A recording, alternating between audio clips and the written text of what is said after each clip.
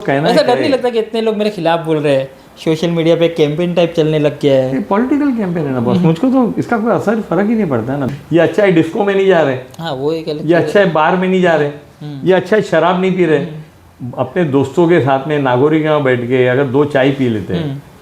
अब मेरे साथ कोई बड़ा मशहूर पान वाला है खुला में वोल्गा पान वाला, वहाँ चलिए रात में 1 बजे, बड़े बड़े घर के हाई फाई लोग वहाँ पे पान खाने आते हैं। यहाँ तो 50 मोटरसाइकिल खड़ी, वहाँ पे 50 गाड़ी खड़ी है, तो उसके लिए आपको कोई प्रॉब्लम नहीं है। वो लोग वहाँ पे वोल्गा में पान, मैं आपको बता रहा हूँ, आप वहाँ वोल्गा में पान खाएंगे तो उसको प्रॉब्लम नहीं। कोई बड़ी आइसक्रीम की दुकान पे वहाँ पे 20 गाड़ी खड़ी होगी तो उसमें आपको प्रॉब्लम नहीं रात को 1 बजे। आप बड़े बड़े रेस्टोरेंट के बाहर जाओगे और वहाँ पे नीचे लोग खाना खा के थोड़ा सा मस्त भी होके वहाँ पे, ये बच्चे नशा तो नहीं करे, चाय ही पी रहे हैं ना भाई। नहीं पर भाई ये पूरा रेसिडेंस एरिया है, हॉन्किंग होती है। नहीं देखिए भाई, ये क्या है, बोलने के लिए आप बोल रहे हो, मगर ये आप बांद्रा में चले जाइए, मैं आपको दिखा दूंगा बांद्रा के एरिया के अंदर रेसिडेंस में दिखा दूंगा। आप अंधेरी मेरे साथ में चलिए, वहाँ मैं आपको दिखा दूंगा।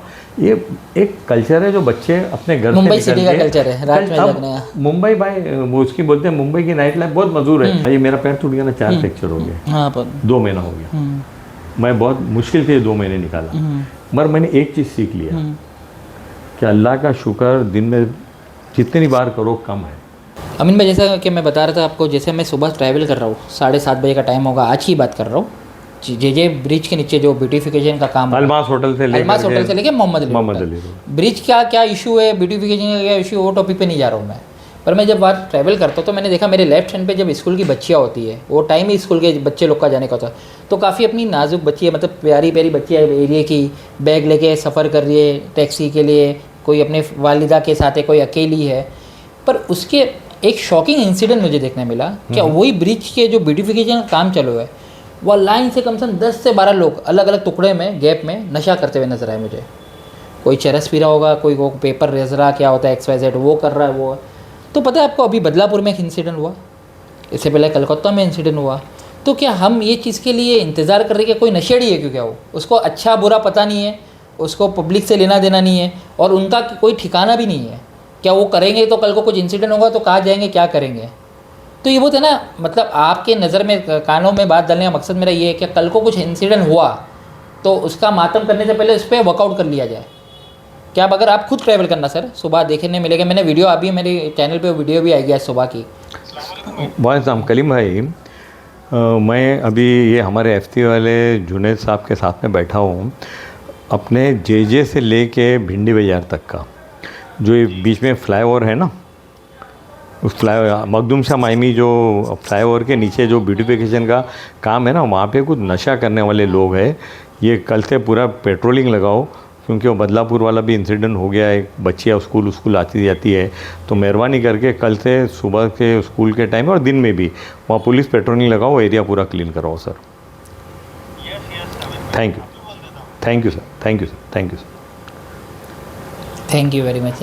मैंने JJ मार्ग के सीनियर से बात कर लिया, कलीम शेख साहब से, उनको बोला है मैंने, अभी आपके सामने बोला है उसको क्लीन करने के लिए। देखिए ये ब्यूटिफिकेशन का जो काम है ना, ये मेरा ब्रेन चाहिए, मैंने लाया उसको। वो इसलिए लाया कि बहुत सारे लोग नशे की हालत में कैसे पड़े रहते थे वो भी, तो इसको लाया गया है ये काम। और अभी DPDC के मीटिंग में मैंने मुद्दा उठाया, मैं इसको सिंप्लीफाई ब्यूटीफाई करना चाहता हूँ, मगर BMC ने बोली कि उसको हाई फाई ब्यूटीफाई करेंगे, तो बोला कीजिए। यहाँ पे आपने पूरा प्लान देखा कि नहीं देखा मेरे को मालूम नहीं है। इसके अंदर हम लोग लाइब्रेरी बना रहे हैं, इसके अंदर पुरानी डबल डेकर की बस आएगी, अच्छा, उसमें कैंटीन्स होगा, इसमें एग्जीबिशन के लिए जगह होगी कि जो आर्टिस्ट होते हैं, बच्चे होते हैं, वो करेंगे, वो सब उसका काम चालू है।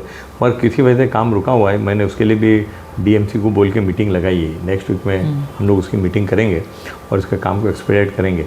मगर जैसा आपने बोला है कि ड्रग्स वाला मामला है, मैंने सीनियर इंस्पेक्टर को अभी बोल दिया आपके सामने, और इंशाल्लाह मैं एवरी वीक। और आपको पायदुनी को भी बोलना पड़ेगा, क्यों मोहम्मद अली के हिस्सा पायदुनी लगता है शायद, हाँ, तो क्योंकि वो क्या बहुत खतरनाक चीज़ है, कभी कोई हादसा हो जाए और सुबह का टाइम रहता है, रास्ता भी खाली रहता है, खाली बच्चे लोग सफ़र करते हैं, अकेले बच्चे लोग रहते हैं। तो आज मेरे को देख के बहुत शॉक्ड हुआ, तो मैं ज़रूरी समझा कि आपसे बात होगी कभी। नहीं, आपने एकदम बिल्कुल सही बोला है कि ये मामला जो है ये हमको उससे बहुत उससे लेना चाहिए, क्योंकि ये मामला बच्चियों का है और बच्चियाँ स्कूल आती जाती है, कॉलेज आती जाती है, और आजकल क्योंकि लोग का रहना पर ठिकाना ही नहीं, आप अपन ढूंढेंगे भी तो कहाँ कहाँ ढूंढेंगे। मिलेंगे? हाँ अरे वो तो एकदम नशे में धुत रहते हैं। और जो मेन सवाल था आपने पूछा नहीं है, मेरे को अभी तक यही सवाल है कि ये जो ड्रग्स के लिए जो है, नहीं मैं आ रहा हूँ इसके लिए, अभी नशे इसके लिए तो नशे की चालू किया मैंने, देखा नहीं ये मामला देशमुख जी, अमीन पटेल, गुड इवनिंग देशमुख जी।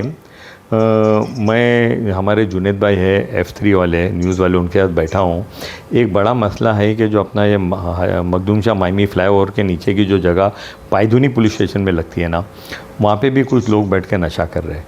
और ख़ास करके सुबह के टाइम पे 10 साढ़े 10 बजे, ये बीचे फ्लाईओवर के बीच में मीनार मस्जिद के सामने से लेके क्राफर्ड मार्केट तक बैठते हैं लोग। तो अपने को काम ये करना है, दिन में तो पेट्रोलिंग रखना है, मगर ख़ास करके सुबह और दोपहर स्कूल जो बच्ची आती जाती है ना, उस वक्त देखना है कि वो पूरा क्लीन हो, सबको ज़रा देख लीजिए।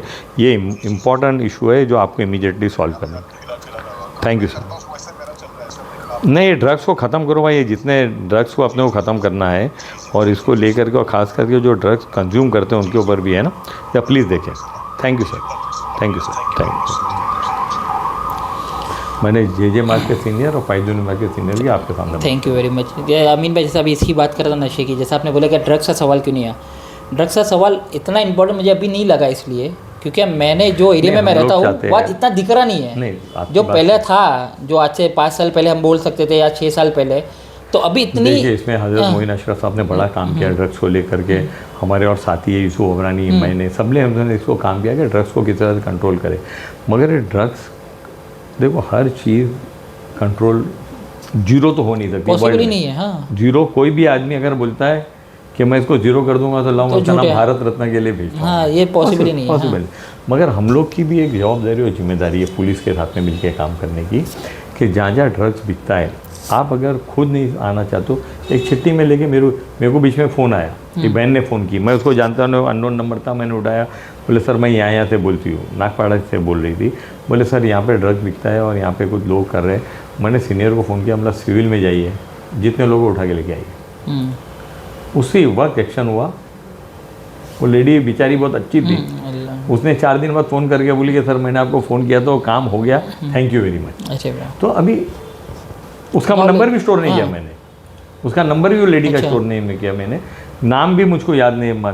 पर कोई बोलेगा ना कि यहाँ पे ड्रग्स का ऐसे काम हो रहा है, तो मैं खुद खड़े रह के पुलिस के साथ में एक्शन करवाऊंगा ना। बोलना, कंप्लेंट रहना चाहिए, पता चलना चाहिए। अभी आप थोड़ी साहब मेरे पास इस पे एक राय, मैं आपको एक राय दे सकता हूँ इस पे सर, मेरी नॉलेज के हिसाब से। मेरे को किसी के मतलब किसी के कारोबार से लेना देना नहीं है, पर है ना एक हालात बदलते देखे हमने मुंबा देवी में। मुंबा देवी नहीं, चाहे फिर कोई भी माइनॉरिटी इलाका हो, मुस्लिम इलाका में बोलता हूँ खुला, क्या आप जब है ना वही चीज़ है ना, रात में किधर 11-12 बजे के कोई भी एरिया में चले जाओ, या तो कुलाबा साइड चले जाओ, लालबाग साइड चले जाओ, रात में, मतलब रात का मतलब होता है रात में आपको खाली गाड़ी आते जाते दिखेगी, या कोई बाइफ लोग घर से आ रहा है, बाहर जा रहा है, तो लोग दिखेंगे, वैसा दिखेंगे। आप जब ये टाउन के मुंबा देवी के इलाके में आते हो, रात में आपको 3-3 बजे तक हॉर्न मार रहे, 50 बाइक एक साथ खड़ी है, क्यों? चाय की नुक्कड़ की दुकानें खुल रही है। तो जब रात में बैठेगी, जब अपनी यूथ रात में बैठेगी, आप अपने एरिया को बदनाम कर रहे हो। और जो लोग ये कह रहे हैं, मैं आपको बता रहा हूँ, ये सिर्फ मुंबा देवी में नहीं है। अब मेरे साथ कोलाबा के कुछ एरिया में चलो, मैं आपको दिखाऊंगा कि चाय की दुकान पर लोग बैठे हुए। अब मेरे साथ कोई बड़ा मशहूर पान वाला है कोलाबा में, वोल्गा पान वाला, वहाँ चलिए रात में 1 बजे, बड़े बड़े घर के हाई फाई लोग वहाँ पे पान खाने आते। यहाँ तो 50 मोटरसाइकिल खड़ी, वहाँ पे 50 गाड़ी खड़ी है, तो उसके लिए आपको कोई प्रॉब्लम नहीं है। वो लोग वहाँ पे वोल्गा में पान, मैं आपको बता रहा हूँ, आप वहाँ वोल्गा में पान खाएंगे तो उसको प्रॉब्लम नहीं। कोई बड़ी आइसक्रीम की दुकान पे वहाँ पे 20 गाड़ी खड़ी होगी तो उसमें आपको प्रॉब्लम नहीं रात को 1 बजे। आप बड़े बड़े रेस्टोरेंट के बाहर जाओगे और वहाँ पे नीचे लोग खाना खा के थोड़ा सा मस्त भी होके, वहाँ पे ये बच्चे नशा तो नहीं करे, चाय ही पी रहे हैं ना भाई। नहीं, पर भाई ये पूरा रेसिडेंस एरिया है, हॉन्किंग होती है। नहीं देखिए भाई, ये क्या है, बोलने के लिए आप बोल रहे हो, मगर ये आप बांद्रा में चले जाइए, मैं आपको दिखा दूंगा, बांद्रा के एरिया के अंदर रेसिडेंस में दिखा दूंगा। आप अंधेरी मेरे साथ में चलिए, वहाँ मैं आपको दिखा दूंगा। ये एक कल्चर है जो बच्चे अपने घर से मुंबई सिटी का कल्चर है, रात में जगना। मुंबई भाई, वो उसकी बोलते हैं मुंबई की नाइट लाइफ बहुत मशहूर है। ये अच्छा है डिस्को में नहीं जा रहे, हाँ वो ये अच्छा है बार में नहीं जा रहे, ये अच्छा है शराब नहीं पी रहे, अपने दोस्तों के साथ में नागोरी के वहाँ बैठ के अगर 2 चाय पी लेते हैं। अब देखिए, अमीन पटेल कंट्रोल करेगा, जुनेद कंट्रोल करेगा, सलीम कंट्रोल करेगा, रहीम कंट्रोल करेगा, कासम कंट्रोल करेगा, उनके माँ बाप उनको अलाउ कर रहे, जब वो बच्चे बाहर बैठे ना, उनके माँ बाप को पता है कि बच्चा अगर 12 बजे तक घर नहीं आया, 1 बजे तक घर नहीं आया, जब उनके माँ बाप उनको नहीं बुलाते, तो अगर मैं वहाँ जाके बोलूँगा घर जाओ, तो बच्चे क्या बोलेंगे मेरे को, अमीन भाई जाइए अपना काम कीजिए, हम लोग अपनी चाय पी रहे, या तो साथ में चाय पीजिए या खुद जाके अपने घर पे जाइए। ये बच्चे किधर आते किधर जाते, उसका कंट्रोल उनके माँ बाप देखते हैं ना। मैं उनसे बात कर सकता हूँ वहाँ जाके कि भाई कोई प्रॉब्लम है तो मेरे को बताओ, मैं जाता हूँ कभी कभी वहाँ पर, लोगों से मिलता हूँ मैं जाके, कभी कभी जाके मिलता हूँ मैं। मगर कोई बच्चे कहीं रह के खड़े रह के चाय पी रहे, और आप मुझको बोल के जुनेद भाई कि अमीन भाई ये सब मोटरसाइकिल हटाओ, सबको घर भेजो, तो क्या आप ये सोचते हो कि एक MLA का काम है कि बच्चों को बोलने का कि चलो अपने घर चलो? नहीं, वो काम नहीं है आपका, पर ऐसा क्या एक लिमिट तक, 1 बजे 1 बज गया, 1:30 बज गया, सुबह के रात के 3 बज रहे, 4 बज रहे। साहब ये तो अपने एरिया का, अब मैं कल्चर तो नहीं बोलूँगा, मैं बहुत पर इतिहास से चलते आ रहे हैं, एक ज़माने से चलते हुए आ रहे हैं। तो अब मौलाना भी बोलते हैं कि सुबह 4 बजे घर जा दो भाई, और नमाज नहीं पढ़ते मस्जिद में, मस्जिदें खाली है और रात को सड़कें भरी हुई है, उसके लिए जो बेचारे आलिम दीन कुछ नहीं कर पाए, तो अमीन पटेल और जुनेद क्या कर पाएगा यार? हाँ, ये बात तो एक अलग ही है। अच्छा अमीन भाई, एक आखिरी चीज़, ऐसा भी बने, इंटरव्यू बहुत बड़ा हो गया, पहली बार आपसे इतना बात खुल के बात करने, पहली बार मैंने किसी आदमी से इतनी बात किया है। हाँ, जाहिर सी बात है, मैंने इतना बड़ा आपका इंटरव्यू कभी देखा भी नहीं किधर। अमीन भाई, जैसा क्या आपने कहा है, तो आपसे ज़रूर हमें क्या ना एक डे निकालेंगे क्या, एक दिन अमीन पटेल क्या करते दिन भर में, क्या फिर वो नाश्ते से शुरू होगा और अमीन भाई के डिनर तक? देखो मैं उसमें आप भूखे मर जाओ। हाँ चलेगा, कोई मसला नहीं है कि मैं मेरी हेल्थ देख के आप लगा सकते हैं, मैं नाश्ता करता नहीं हूँ, बहुत कम करता ही नहीं हूँ नाश्ता, बहुत थोड़ी सी चीज़ खाता हूँ। मैं दोपहर का खाना खाता नहीं हूँ, रात को भी जो डिनर में मिल गया वो खा लेता हूँ। तो इसलिए आप ये सोच के घूमोगे कि मैं क्या खाता हूँ क्या पीता हूँ, तो उसमें तो आपको 100% नहीं, हम लोग को वैसा वाला इंटरव्यू नहीं करता है कि आप नाश्ते में क्या खाते हैं। मेरे कुछ दोस्त थे मेरे साथ में पहले, तो मैं कहीं शादी में जाता था, तो कभी रात में 8 शादी, 10 शादी, 12 शादी। मैं अपने ज़िंदगी में 2 चीज़ करता हूँ कि मेरी ऑफिस में शादी का कार्ड आ गया, मैं उस आदमी को जानता हूँ कि नहीं जानता हूँ, फिर वो शादी सना हॉल में कि ताजमहल होटल में, मैं वो शादी अटेंड करता हूँ। उसको पता चल गया कि किसकी मौत हो गई है, मेरे जान पहचान पे, मैं हर महीने जाना पॉसिबल नहीं है, इतने बेटा है, मगर मैं चला जाता हूँ। मगर 8 शादी, 10 शादी, 12 शादी में भी मैं खाना नहीं खाता। मालूम, ये तो मैं हाँ ये तो देखा। तो जो मेरे साथ में उस वक्त कुछ लोग थे, तो जब घर जाते थे औरत को बोलते थे खाना दो, तो बोले क्या बोलते 10 शादी में जाके अब इधर खाना खाया, रात में 1 बजे घर आ गए।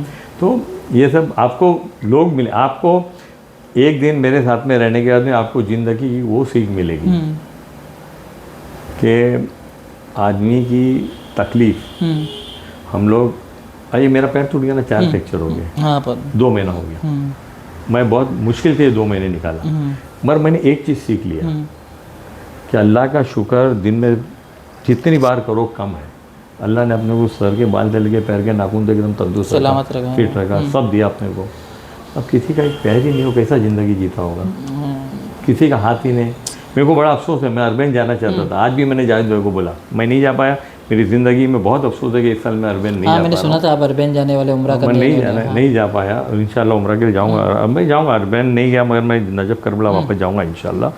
मगर जो लोगों के पास नहीं है, जब लोग आते हैं कि साबू सिद्दीक में कोई एडमिट है और उसके बाद 1000 रुपये दवाई के लिए नहीं, हम लोग होटल में जाते हैं, 5000 रुपये का खाना खा लेते हैं, दोस्त बैठ करके 4, और उस आदमी का 5000 रुपये पूरा घर चल जाता है। ये तो हकीकत है ना। कितनी, देखो मैं अक्सर ये कहता हूँ कि एक MLA के पास है ना, पॉलिटिशियन जो ऑफिस में बैठता है, और डॉक्टर के पास खुशी के बहुत कम लम्हे आते हैं ऑफिस में। बेचारा कुछ न कुछ आदमी सबके मसले ही लेके आता है, और डॉक्टर के बाद भी कोई तंदुरुस्त आदमी थोड़ी जाएगा। मसले जिनकी तबीयत जाएगा, तबीयत खराब हो तो डॉक्टर को सुनना पड़ता है बीमारी क्या है। वैसे MLA को भी, पॉलिटिशियन को भी। और मैं ये कहता हूँ कि मैं अल्लाह का शुक्र अदा करता हूँ कि अल्लाह ने मुझको इस लायक बनाया कि मैं अल्लाह के मखलूक के काम आता हूँ, और मैं ऐसे MLA काम नहीं करता हूँ, अल्लाह के बंदे की तरह काम करता हूँ। अल्लाह का शुक्र अदा करता हूँ कि अल्लाह मुझको आखिरी दम तक अपनी मखलूक का मेरे से काम मिले, दैट्स ऑल। मुझको एक ही बात बताता हूँ कि मुझको कुछ बहुत सारे लोग बोलते हैं कि अमीन भाई, और मैंने बोला भी था या जब MBA की मीटिंग थी कि वो बमन कनौज ने बोला अमीन भाई आपकी बार आप मिनिस्टर बनोगे, बोला मेरे अल्लाह जो बनाएगा शुक्र अल्हम्दुलिल्लाह रब्बिल आलमीन, मगर मैं लोगों के दिल में रहूँ, यही मेरी मिनिस्ट्री है। हाँ, क्योंकि ये 4 चौथा टर्म अगर आप आ गए तो मिनिस्टर या तो स्पीकर ऑफ हाउस। देखो सर, ऐसा है कि वक्त से पहला और मुकद्दर से ज़्यादा किसी को नहीं मिलता बेशक, और ना ही मिलेगा। और एक चीज़ है मेरे भाई, आज वकारापा नहीं है, वरना वकारापा से मैं अल्लाह उसकी मग़फ़िरत करे, उसको जन्नत का अच्छा मुकाम देवे।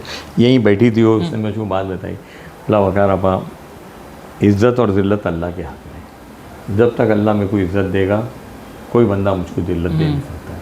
और जिस दिन अल्लाह ना करे, अल्लाह की जो मर्ज़ी होगी, शुक्र अल्हम्दुलिल्लाह रब्बिल आलमीन, पर मुझको मेरा पूरा भरोसा है कि मेरा रब इंशाअल्लाह मुझको लोगों की खिदमत करने का, अपने बंदों की खिदमत करने का मौका देता रहेगा, और मैं अल्लाह को सामने रख के उनका काम करता रहूँगा। Thank you very. ये थे हमारे साथ अमीन पटेल सर। बहुत बहुत शुक्रिया अमीन भाई, इतना टाइम देने के लिए, इतना वक्त देने का। करीब 1 घंटे का इंटरव्यू हो गया हमारा। तो ये पूरा इंटरव्यू देखना ज़रूर, और देखना कि कैसे कैसे मुद्दों पे अमीन पटेल साहब ने अपना बात रखे हैं। अभी इंशाल्लाह नेक्स्ट टाइम जब मैं आऊँगा तो ये कोशिश करूँगा कि आरोप नहीं, मेरे खुद के सवाल लेके आऊँ। अभी आरोप पे तो आपने बहुत अच्छा डिफेंड किया है, अपनी बातें रखी है। आरोप भाई ने ना, अगर कोई आदमी मेरा वोटर आके मुझसे बात करेगा तो अपना मसला लेके आएगा या मुझसे काम लेके आएगा। आरोप तो विरोधी करते हैं और करते रहेंगे, और मैं तो बहुत वेलकम करता हूँ जिसको जो कहना है। ऐसा डर नहीं लगता कि इतने लोग मेरे खिलाफ बोल रहे हैं, सोशल मीडिया पे कैंपेन टाइप चलने लग गया है? पॉलिटिकल कैंपेन है ना बॉस, मुझको तो इसका कोई असर फर्क ही नहीं पड़ता है ना, बिकॉज के सब बेबुनियाद और झूठी बातें हैं ना। अब आपको मैं आधा, ये तो आपने जो भी इंटरव्यू कर लिया है, मैं आपको आधा घंटा हेल्थ पे बोल सकता हूँ, मैं आधा घंटा आपको एजुकेशन पे बोल सकता हूँ, मैं आपको आधा घंटा रीडेवलपमेंट पे बोल सकता हूँ। भाई आज 25 साल मैंने काम किया है, और जो लोग कुछ 1-2 लोग मेरे सामने बोल भी रहे हैं, कुछ मेरे को ऐसा आप जैसे दोस्त लोग आगे बताते, मैं ज़्यादा सोशल मीडिया पे एक्टिव नहीं हूँ, मेरे व्हाट्सअप नंबर ही बहुत कम लोगों के पास है, मगर अगर कुछ लोग आगे मुझको बताते भी हैं ना, तो वो इसलिए बोल रहे हैं कि उनकी बेचारों की मजबूरी है। अगर वो मेरे खिलाफ बोलेंगे नहीं तो उनको सुनेगा कौन?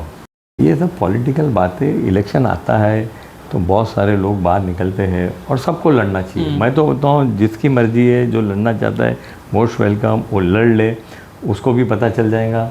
और मेरे सामने देखो शमशेर खान पठान लड़े, एसी भी थे, मेरे सामने कादर खान लड़े, एसी भी थे, मेरे सामने वो वार्ड ऑफिसर थे बी वार्ड के, वो लड़े। 10-12 लोग लड़ते, और लड़ना चाहिए ना भाई, क्या है डेमोक्रेसी है, मैं तो डेमोक्रेसी को मानने वाला आदमी हूँ, हर आदमी को लड़ना चाहिए। मगर मैं आपको बता रहा हूँ कि इंशाअल्लाह अल्लाह ने चाहा तो लोग कुछ भी बोल दे, मगर मैं इलेक्शन में अपने काम पे लड़ता हूँ। मैं दूसरों की बुराई करके अपने को बड़ा नहीं बनाना चाहता हूँ। मैं आज तक जो इलेक्शन लड़ा हूँ इतना लोगों को बताया भी नहीं कभी, मगर लोग जानते हैं कि अमीन पटेल का काम क्या है, और लोग अमीन पटेल को, अमीन पटेल के काम के से जानते हैं, और अमीन पटेल को जब वोट देते हैं तो उसके काम के लिए वोट देते हैं। वो जानते हैं कि इसको एक दिन वोट देंगे, ये 5 साल हमारे लिए खड़ा रहेगा। और मैं पिछले 25 साल से लोगों के लिए खड़ा हूँ, और इंशाअल्लाह ज़िंदगी के आखिरी दम तक मैं अपने लोगों के लिए खड़ा रहूँगा, उनका काम करते रहूँगा इंशाअल्लाह, अल्लाह ने चाहा तो। Thank you very much. ये थे Amin Patel, thank you very much.